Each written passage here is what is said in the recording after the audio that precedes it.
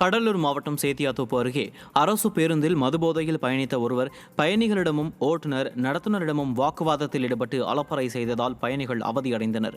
சேத்தியாத்தோப்பிலிருந்து சிதம்பரம் நோக்கி சென்ற அரசு பேருந்தில் ஏறிய போதை ஆசாமி பூதங்குடி அருகே மின்வாரிய அலுவலகம் அருகில் பேருந்தை நிறுத்த வைத்ததால் பயணிகளின் கோபத்துக்கு ஆளாகிய அவரை பேருந்திலிருந்து கீழே இறக்கிவிட்டு சென்றனர். மது விற்பனை கட்டுப்பாடின்றி நடைபெறுவதால் பொதுமக்கள் மற்றும் அரசு பணியாளர்களின் பாதுகாப்பு கேள்விக்குறியாகியிருப்பதாக பொதுமக்கள் குற்றம் சாட்டினர்.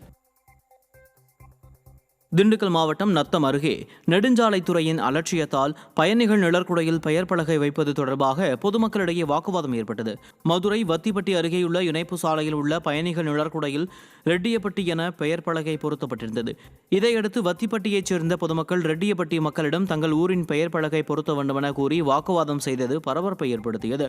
மேலும் நெடுஞ்சாலைத்துறையின் அலட்சியத்தால் கிராமங்கள் தங்களின் அடையாளங்களை இழக்கும் அவல நிலை ஏற்பட்டுள்ளது.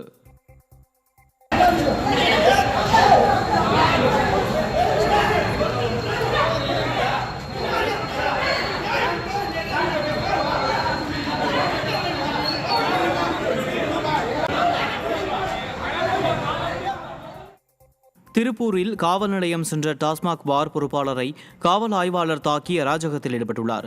KVR நகர் பகுதி டாஸ்மாக் பாரில் சப்ளையராக உள்ள தனசேகரனை ஜாமீனில் விடுவிக்க அதே பாரில் பொறுப்பாளராக உள்ள பாண்டி என்பவர் காவல் நிலையம் சென்றார். அப்போது காவல் ஆய்வாளர் உதயகுமார் அவரை சரமாரியாக தாக்கியதில் கை, கால் உள்ளிட்ட பகுதிகளில் பலத்த காயமடைந்த பாண்டி திருப்பூர் அரசு மருத்துவமனையில் அனுமதிக்கப்பட்டுள்ளார். விடியா திமுகவின் காவல்துறையினரின் அராஜக போக்கு நாளுக்கு நாள் அதிகரித்து வருவதாக குற்றச்சாட்டு எழுந்துள்ளது.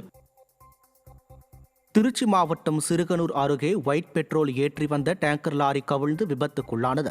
திருச்சி விமான நிலையத்திற்கு ஒயிட் பெட்ரோல் ஏற்றி வந்த டேங்கர் லாரி எதிரே வந்த வாகனம் திடீரென நின்றதால் விபத்தை தடுக்க பிரேக் பிடித்துள்ளார். அப்போது நிலை தடுமாறி சாலையில் கவிழ்ந்து விபத்துக்குள்ளானது. லாரி டிரைவர் ரமேஷ் சிறு காயங்களுடன் உயிர் தப்பிய நிலையில் லாரி சேதமடைந்து பெட்ரோல் வெளியேறியது.